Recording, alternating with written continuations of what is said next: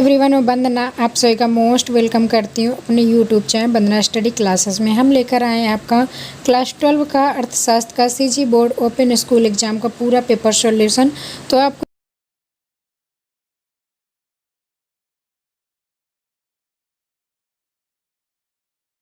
Sir आपको इस video में मिल जाएंगे। तो अगर ये वीडियो आपके लिए थोड़ा सा यूजफुल रहे तो वीडियो को लाइक कर लें, चैनल को सब्सक्राइब जरूर कर लें और अपने दोस्तों को ज़्यादा से ज़्यादा शेयर कर दें। चलिए देख लेते हैं। इसके पहले हमने आपके बहुविकल्पी जो क्वेश्चन थे और रिक्त स्थान सही मिलान वो आपके करवा दिए हैं। अगर आपने वो वीडियो नहीं देखा है तो देख लीजिएगा। इसके बाद अब चलिए देख लेते हैं। एक शब्द वाक्य में उत्तर दीजिए। एक शब्द वाक्य में उत्तर देना है। तो पहला क्वेश्चन आपका दिया था, भारत में बेरोजगारी का एक कारण बताइए। भारत में बेरोजगारी का एक कारण लिखना है तो आपको लिख देना है भारत की दोषपूर्ण शिक्षा प्रणाली। ठीक। इसके बाद सेकंड क्वेश्चन है, किस अर्थशास्त्र में व्यक्तिगत इकाइयों का अध्ययन किया जाता है। कौन सी अर्थशास्त्र है जिसमें आपके व्यक्तिगत इकाइयों का अध्ययन किया जाता है। तो इसका आंसर आपको लिख देना है व्यष्टि अर्थशास्त्र में। इसके बाद नेक्स्ट है थर्ड नंबर का, औसत लागत ज्ञात करने का सूत्र लिखिए। औसत लागत ज्ञात करने का सूत्र लिखना है तो एक आपका पहला सूत्र आपको लिख देना है। एक ही लिखना था, हमने डबल लिख दिए हैं तो आप चाहे तो एक ही लिखें, अगर चाहे तो दोनों भी लिख सकते हैं। औसत लागत बराबर कुल लागत अपॉन उत्पादित इकाइयों की मात्रा, या फिर दूसरा लिख सकते हैं औसत लागत बराबर कुल लागत अपॉन कुल उत्पादक। आप कोई एक सूत्र लिखें। ठीक। इसके बाद फोर्थ नंबर क्वेश्चन देखेंगे, स्टॉक के दो उदाहरण लिखिए। स्टॉक क्या होता है, इसके दो उदाहरण लिखना है तो आपको इसकी संपत्ति और विदेशी ऋण दो आपको उदाहरण लिख देना है।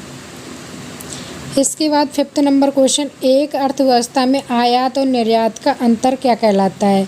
इसका आंसर मिला नहीं, अभी जैसे ये हमको मिल जाएगा आपको ज़रूर प्रोवाइड करवाएंगे। इसके बाद देखेंगे प्रत्येक 2 अंक की क्वेश्चन के आंसर, दूसरा आपको बहुत जल्द बता दिया जाएगा।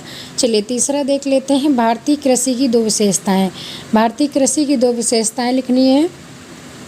कृषि हमारे देश की प्राचीन आर्थिक क्रिया है। इसकी 2/3 जनसंख्या कृषि कार्यों में संलग्न है।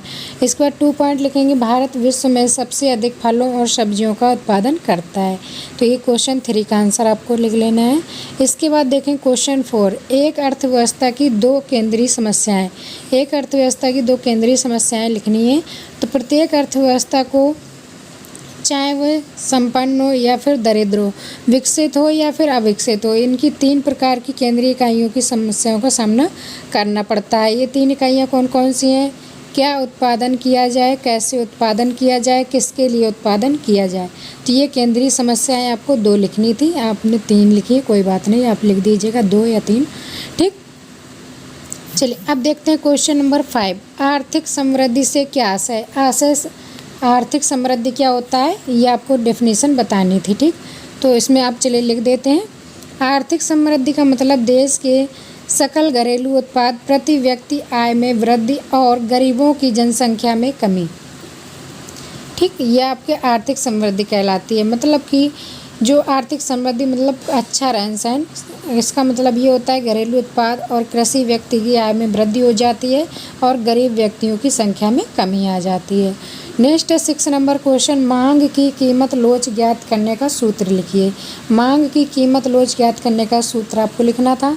इसमें लिखेंगे मांग की कीमत लोच बराबर मांग की मात्रा में प्रतिशत परिवर्तन अपॉन कीमत में प्रतिशत परिवर्तन। ये आपको सूत्र लिख देना है। ठीक। क्वेश्चन 7 देखेंगे, आपूर्ति फलन को समझाइए। तो ये थोड़ा डाउट है, आपूर्ति या आपूर्ति फलन एक ही बात है या नहीं है।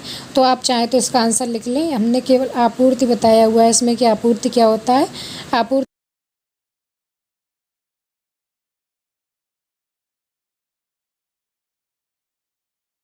विक्रेता बाजार में बेचने के लिए तैयार है। आपूर्ति को सामान्यतः एक तालिका या ग्राफ के रूप में प्रदर्शित करते हैं। इसके बाद पूर्ति क्या होती है, पूर्ति की परिभाषा लिखनी थी। तो प्रोफेसर बेनहम के अनुसार ये परिभाषा लिखी हुई है, आपको लिख लेना है।